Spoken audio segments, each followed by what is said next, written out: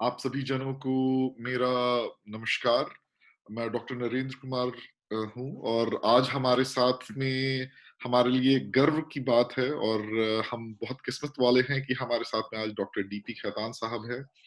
ये बहुत ही प्रख्यात डॉक्टर एवं कार्डियोलॉजिस्ट हैं। गया में सर प्रैक्टिस करते हैं। गया मेडिकल कॉलेज से रिटायर्ड डॉक्टर साहब हैं और इन्होंने ना सिर्फ मेडिसिन में बल्कि कार्डियोलॉजी में इनका बहुत बड़ा योगदान रहा है। ना सिर्फ इन्होंने एक ईसीजी की किताब लिखी है, बल्कि इनका योगदान जो रहा है दशकों दशकों से है इस फील्ड में। और उसके साथ ही साथ ये भी एक बहुत गर्व की बात है कि डॉक्टर साहब CCDSI Cardiological Diabetic Society of India के अभी 2020 से 21 के प्रेसिडेंट भी हैं। तो ये हमारे लिए बहुत गर्व की बात है कि हम आज डॉक्टर खैतान साहब से सीखेंगे कि ईसीजी समय के साथ में कैसे बढ़ा है, कैसे प्रचलित हुआ है और हम इसको कैसे इस्तेमाल कर सकते हैं जनमानस के हृदय रोग संबंधी दिक्कतों के लिए। डॉक्टर खैतान साहब। आज सभी लोगों को मेरा प्रणाम। आज का विषय, जैसा कि प्रोफेसर नरेंद्र जी ने कहा है, कि समय के इतिहास के माध्यम से इसी को समझना और उसे अपने कार्यों में लगाना एक कला होगी। यह एक नया विषय है मेरे ख्याल से कि ऐतिहासिक तथ्यों के आधार पर इसी का विवेचन करना। और मेरा ऐसा मानना है कि ऐतिहासिक क्षणों को जानने से, कैसे कैसे इसका विकास हुआ है, जानने से इसी समझने में हम सभी लोग को काफी आसानी होगी। यह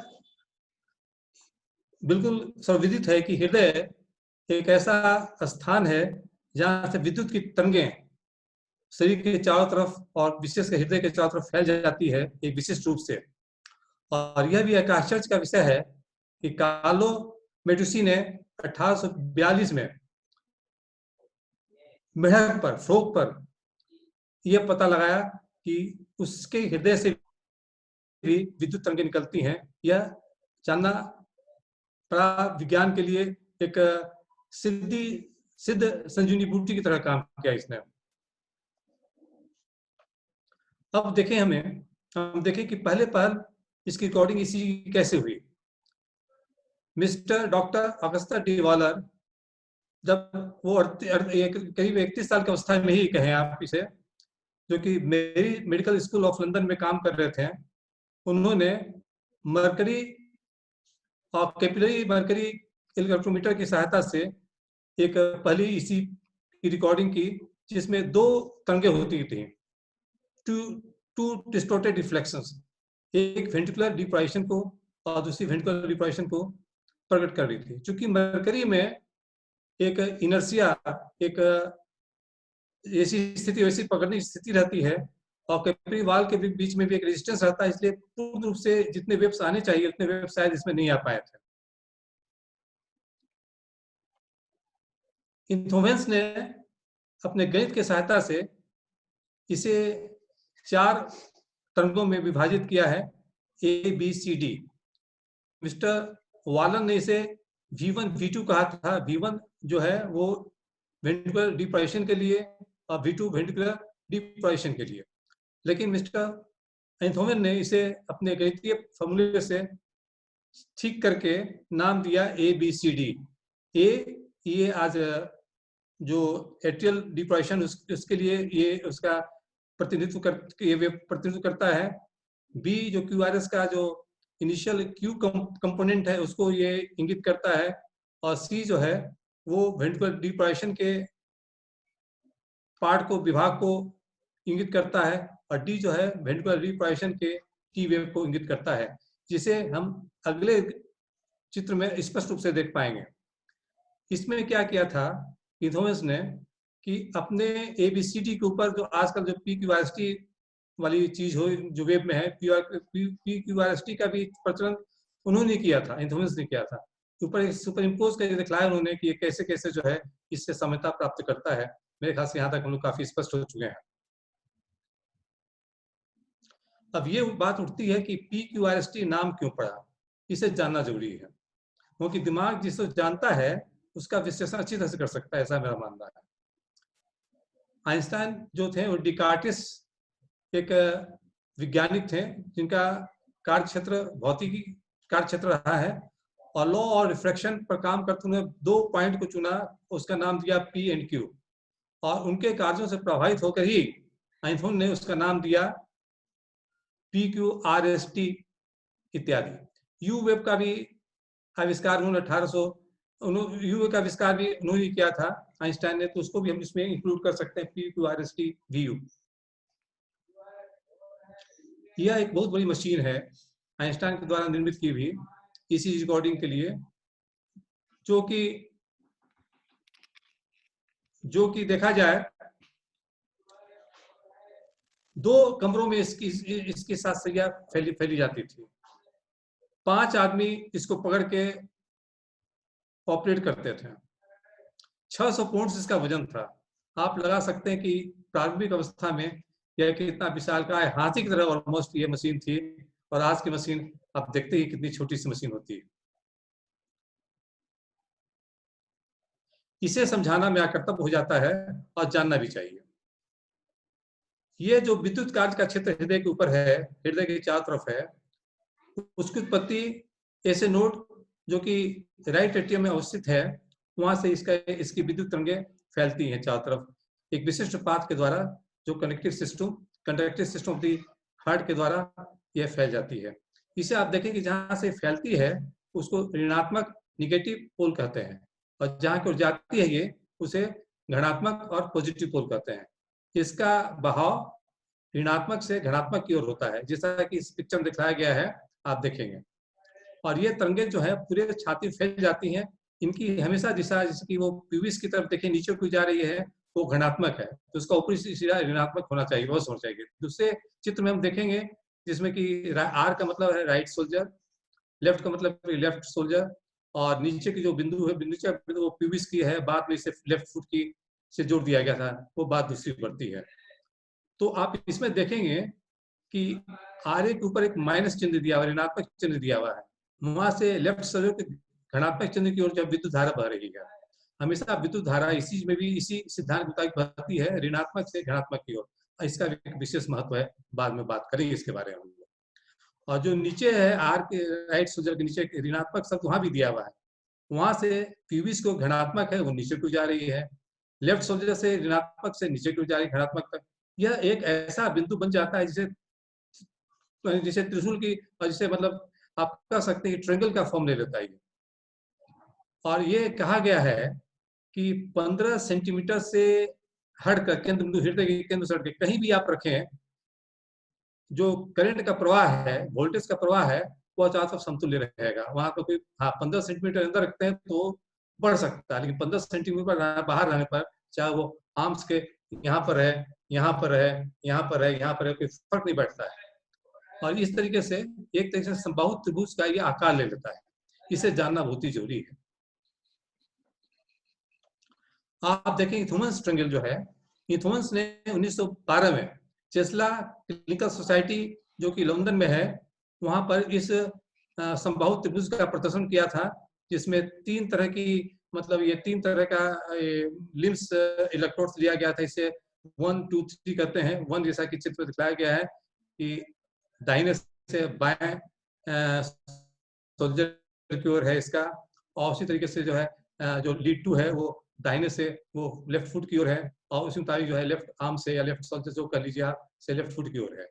ये इन्होंने एक बात बतलाई, ये तीनों बाहु त्रिभुज समबाहु त्रिभुज है। इसका मतलब यह है कि 15 सेंटीमीटर से ऊपर जो है वो बराबर भुजा की तरह व्यवहार एक्सप्लोरिंग इलेक्ट्रोड करता है। इसे जानना बहुत ही जरूरी है। यह गौरव का विषय उनके लिए था, और आज हम विश्व वालों के लिए भी है। 1924 में डॉक्टर विलियम इथोन्स को नोबेल पुरस्कार से नवाजा गया था। किसके लिए? तो अपनी जो इलेक्ट्रोग्राफ की विधि मैकेनिज्म को की खोज की थी उसके लिए, for his discovery of the mechanism of the electrocardiograph. यह एक ऐतिहासिक मोड़ था उनके लिए और विश्व के लिए। उन्होंने काफी काम किया है। यह चित्र जो है, देखने लायक चित्र हम लोग के लिए ये है, बड़ा इंपॉर्टेंट है। आप देखें यहाँ पर कि तीन तरफ जो है तीर जा रहा है, एक राइट आर्म से लेफ्ट आर्म की ओर, एक लेफ्ट आर्म से लेफ्ट फुट की ओर, और एक राइट आर्म से लेफ्ट फुट की ओर। और उसके मुताबिक एक, दो, दो, तीन लीड या बाइपोलर लीड इसे कहते हैं। ये तीनों लीड्स को अगर आपस में मिला दिया जाए, जैसा कि इसे इंडिफरेंट इलेक्ट्रोड कहते हैं, तो अल्टीमेट इसका अंतिम परिणाम जीरो पोटेंशियल होता है। जीरो पोटेंशियल हमें इसलिए चाहिए कि ताकि उसकी तुलना में बाकी जगह क्या इलेक्ट्रल पोटेंशियल डिफरेंसेस हार्ट में हो रहा है, हृदय में हो रहा है, इसे जान सकें। आप देखें कि आरए में ऊपर माइनस है, नीचे माइनस है। एल लेफ्ट आर्म में ऊपर प्लस है, नीचे माइनस है। एल में ऊपर प्लस, नीचे प्लस है।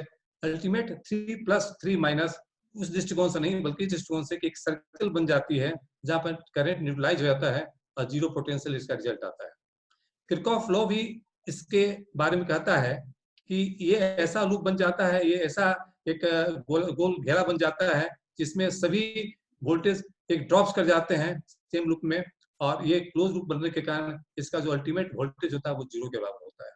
इसे जान ले तो एक इंटरेस्ट आएगा इस चीज समझने में, ऐसा मेरा मानना है।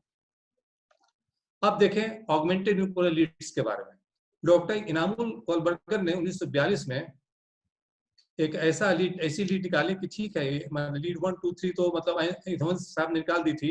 इन्होंने कहा कि ठीक है, सिर्फ लेफ्ट सोल्जर पर, लेफ्ट माने आर्म कह सकते हैं, left arm, left right arm या सोल्जर पर, और लेफ्ट फुट पर इलेक्ट्रोड रखा उन्होंने, आर्म पर रखा, और अलग अलग रिकॉर्डिंग की against the indifferent electrode of 0 degree, और देखा कि क्या डिफरेंस जाता है। इस तरह पहली बार जो है हेक्सागोनल लीड सिस्टम की कहिए कि उत्पत्ति हुई, उसका जन्म हुआ, ऐसा मान सकते हैं। ये अमेरिकन हार्ट एसोसिएशन और कार्डियक सोसाइटी ऑफ ब्रिटेन की देन है 1938 में, उन्होंने चेस्ट पर 6 लीड्स का आविष्कार किया उन्होंने। वो भी इंडिफरेंट इलेक्ट्रोड जीरो के माध्यम से, अगर V1 में तो जीरो के माध्यम से V1 में, उसके अगेंस्ट में क्या चेंजेस है V2 में, और हर एक का अपना अपना स्थान है जो कि सभी लोग जानते हैं। इसके बारे में क्या कहना मैं ज्यादा उचित नहीं समझता। ये 12 लीड्स का इसी का एक डायग्रामेटिक इलस्ट्रेशन है इसके एंगल के मुताबिक। आप देखें तो यहाँ पर देखिए। इन शब्दों के साथ मैं धन्यवाद देता हूँ, लेकिन कुछ बातों को मैं समराइज करना चाहता हूँ, और अच्छा रहा कि प्रोफेसर हरेंद्र जी कुछ प्रश्न पूछे, उसके जवाब के माध्यम से मैं इसे एक समरी का रूप दे सकूं। धन्यवाद। बहुत बहुत धन्यवाद डॉक्टर साहब, आपने जिस तरीके से इसको समझाया ये बहुत ही मददगार है। और स्पेशली मैं बोलूँगा हमारे जो नवयुवक हैं जो मेडिसिन फील्ड में हैं, टेक्नीशियंस की पढ़ाई कर रहे हैं या नर्सिंग की पढ़ाई कर रहे हैं, या फिर जनमानस भी जो जानना चाहते हैं हृदय के बारे में कि वो हृदय कैसे काम करता है, उसमें जो बिजली की जो गति होती है किस तरीके से वो जाती है और हृदय को वो काम करता है, तो ये बहुत अच्छा हमें समझ में आया। फिर आप हमें पूर्व काल में लेके गए जहाँ से आइंटहोवन, तो ये मुझे बहुत गर्व होता है कि मैंने अपनी जो इलेक्ट्रोफिजियोलॉजी की ट्रेनिंग की मैंने वहीं से की। और आइंटहोवन बहुत मशहूर शहर है, फिलिप्स का हेडक्वार्टर भी वहीं है, तो हम लोग जाते थे और बहुत अच्छा लगा कि वहाँ की सरकार जो ऐसे लोगों को इतने अच्छे तरीके से सम्मानित करती है। फिर आपने बहुत अच्छे ही तरीके से बताया कि कैसे एक-एक लीड को इस्तेमाल किया जाता है हृदय का बिजली की गति को नापने के लिए या करने के लिए, और कितना बड़ा वो मशीन था जो शुरू में इस्तेमाल किया गया, और अब विज्ञान ने इतनी प्रगति कर ली है कि उस बड़े से मशीन को भी एकदम छोटे तरीके से इस्तेमाल करके और बहुत अच्छे तरीके से इस्तेमाल किया जा सकता है। तो हमें विज्ञान का बहुत शुक्रिया अदा अदा करना चाहिए कि इतनी सारी चीज़ें हमारे लिए अवेलेबल हैं, अभी भी इसको हम इस्तेमाल कर सकते हैं। डॉक्टर साहब, कुछ प्रश्न थे हमारे हाँ, ज़हन में। बिल्कुल, बिल्कुल। जी, बिल्कुल। तो आपका क्या विचार है कि ये तो है कि हाँ, हम लोग सोचते हैं बहुत सारी चीज़ें कि ज़्यादातर चीज़ों को हम लोग हृदय की दिक्कतों को हम लोग इस मशीन के थ्रू देख सकते हैं। आपका क्या विचार है कुछ रोग जिसके लिए ये मददगार है? कौन से रोग जिसके लिए मददगार है या फिर कौन से रोग जिसके लिए हृदय के जो रोग हैं जिसमें इस ये ज़्यादा मदद नहीं कर सकता है हमें? देखिए, कुछ हृदय के रोग ऐसे हैं, जहाँ पर इसकी मदद काफ़ी हद तक मिलती है हमें। जी, जिसमें ऐसे तो कई क्षेत्र हैं, लेकिन विशेष रूप से 2 क्षेत्रों को मैं बतलाना चाहूँगा। जी, एक तो हृदय की गति कैसी चलती है। जी, हृदय की गति जो है, एक उसका एक यूनिफ़ॉर्म वे होता है। जिसे कहते हैं PQRST कॉम्प्लेक्स है, एक निश्चित आकार का, निश्चित रेट के मुताबिक एक अपने पथ पर चलता है, लयात्मकता उसमें होती है। जैसे कोई व्यक्ति सड़क पे चल रहा है, तो उसमें लयात्मकता के साथ चले, उछल-कूद के कभी चले, कभी इधर चले, कभी उधर हाँ, चले, हाँ, तो वो लयात्मकता का टूटता होता है। तो जी, ये जो है, जिस लयात्मकता को रिदम कहते हैं, तो रिदम डिस्टर्बेंसेस में काफ़ी उपयोग होता है। चाहे रिदम डिस्टर्बेंस वो एट्रियल के कारण हो या वेंट्रिकल कारण हो या अन्य कारण के हो, इसमें काफ़ी हमें सहायता मिलती है इसके बारे में। दूसरी बात है कि जिसे हृदय अटैक कहते हैं शांत रूप से, उसको जानने में काफ़ी सहायता मिलती है। ये कहा गया है सही रूप से कि ईसीजी मात्र ईसीजी विश्लेषण से काम नहीं चलता है।